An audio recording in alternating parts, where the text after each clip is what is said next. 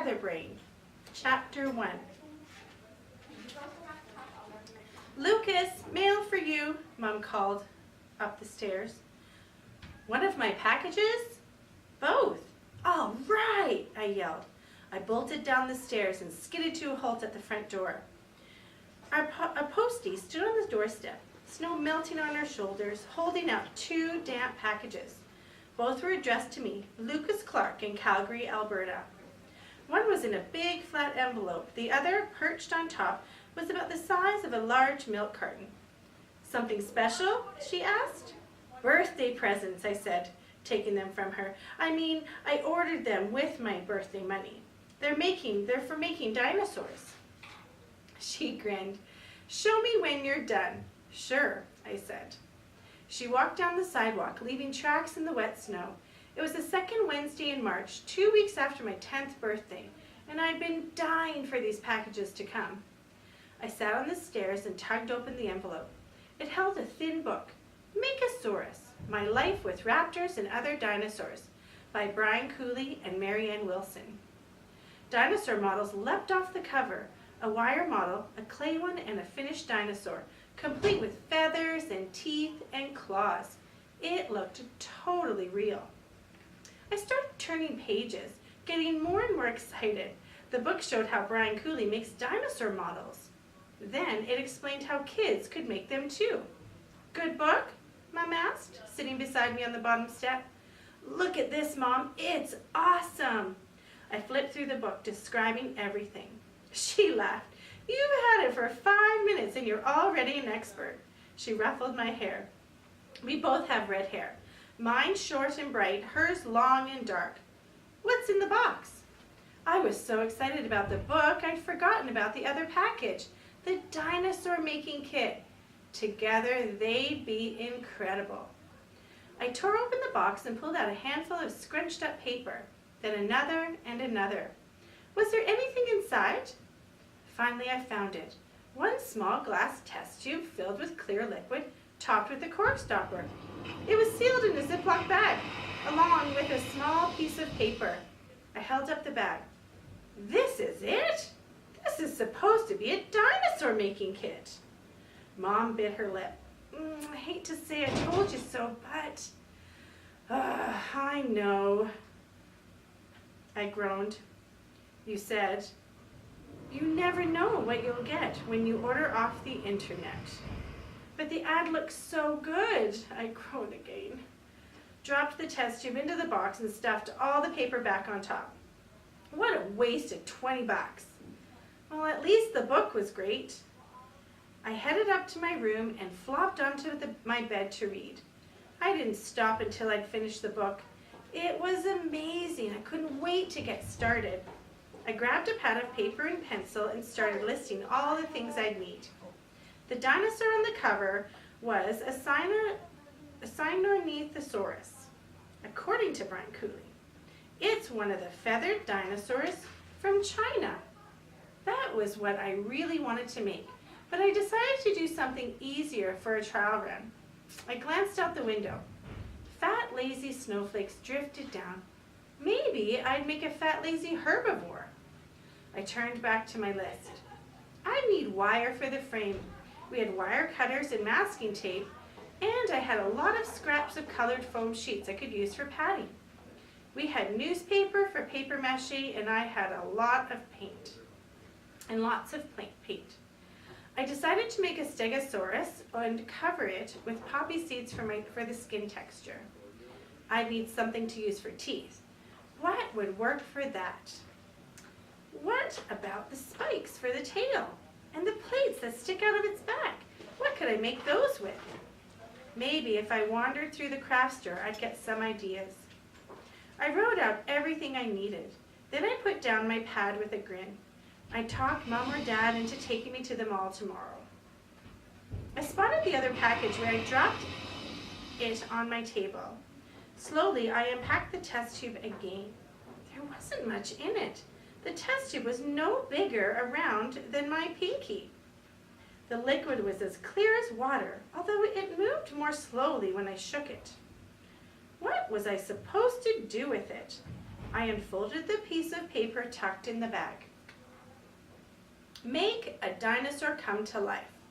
Mix the solution with your paper mache glue or flour paste and make your paper mache dinosaur. There is enough for 3 small projects and 1 large. You will be astounded at how lifelike your dinosaur will become for you. But be warned, what you create is yours for life unless it is stolen from you. www.howweirdcanyouget.com. And that was it. Weird was right. What a waste of money. I stuffed the paper in the test tube back in the box and tossed the box under my table. Then I dashed downstairs with my list. Mom took me to the mall after school on Thursday. It was snowing again. Mom shook snow off herself and brushed snow off my hair as we walked into the mall. I'd already found something for dinosaur teeth when I was walking to school that morning. Gravel had been spread over the roads when they were icy. I kicked snow away and picked out a dozen small rocks the same shape as my back teeth, but much smaller. I found a white comb at the dollar store for spikes on the tail, but nothing for the plates along the back of the Stegosaurus. Mom had to buy some birthday cards, so she left me at the craft store with orders to meet me at the card shop when I was done. I wandered all through the store. Yarn, embroidery floss, beads and tubes not much bigger than my dinosaur kit test tube, pipe cleaners. I found wire, but nothing for back plates. I kept wondering. I could cut colored foam sheets into the shape I needed, but they'd be soft. Some scientists think the plates on Stegosauruses were soft, for heating and cooling instead of for defense. But that didn't sound very exciting. What would be hard enough? Cardboard? Wood? What about the wooden cutout pieces? I rummaged through the bags. Teddy bears, flowers, leaves, hearts. Come on! Why not just plain triangles? Then I took another look at the hearts. If I set them in upside down, they'd be just a point showing. That would work. Fishing in my jacket pocket for the money Mom had given me, I carried the wire and the bag of wooden hearts to the front desk. I counted out $5 and looked around while the clerk rang it up. A kid with shaggy blonde hair was leaning against a pillar outside the door. I held my breath. Let it not be Kyle, I prayed. Let it be anybody but Kyle. He turned, I groaned. It was Kyle. He was the meanest boy in my class, maybe even in all of grade 4, and he especially hated me. He hated me ever since I came to school last September. Red curls, he'd said, looking over at me. Hey, Lucas has curly curls, which is why I kept my hair short, too short to curl. But Kyle always finds something to bug me about. I turned to my back and hunched over the counter. There was no way I wanted him to know I was buying hearts. When the clerk handed me my bag, I took a deep breath and tried to look tough as I sauntered out of the store. Kyle stepped right in front of me. He was taller and heavier than me, and he knew it. Shopping in the craft store, Clark? What a girl. I flushed and tried to stuff the bag into my pocket. I could feel the little wooden hearts sending out flashing messages. Clark bought wooden hearts. Clark bought wooden hearts. I swear Kyle heard them. He reached for the bag. What have you got in there? I pulled it back close to my chest. He grabbed at it, tearing the bag. I pushed him away. Back off, Kyle. What I buy is none of your business. I sounded tough, but I could feel my face becoming as red as my hair. Of course Kyle noticed. He imitated me in a high-pitched voice. What I buy is none of your business. I just turned and walked away, clutching my bag and thanking the great Stegosaurus in the sky that Kyle hadn't seen those wooden hearts. I checked over my shoulder to make sure he wasn't following me and smacked straight into Mom. She caught me and then checked to see what I'd been looking at. Is that a boy from school you were talking to? Why don't you invite him over? You should have friends over sometimes. It's okay, Mom, I said. I see him at school all the time. I'd rather just work at my models at home. In fact, Kyle was the reason I never invited anyone over. He was the reason I had no friends at all. No one dared to be friends with me, not with Kyle around. But I really did like working on my models. As soon as I got home, I cleared off my table. I have a work table under my window instead of a desk for making models. Under the table are 3 plastic boxes full of dinosaur making supplies. Finished models live all around my room, on the shelves and hanging from ceilings. I also have dinosaur footprints on the floor and dinosaur posters on the walls. The book said to start with a sketch. I searched through all my dinosaur books until I found a good side view of a Stegosaurus skeleton, and I made a rough sketch from that. Then I pulled out the wire to start the frame. I checked the book again. It said to make 2 hind legs and 2 arms.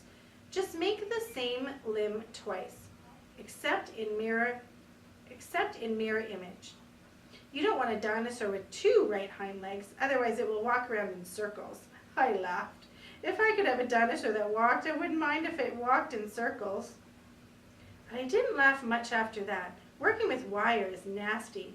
I had 5 scratches and 2 holes in my fingers by bedtime, and my dinosaur still kept falling on its nose.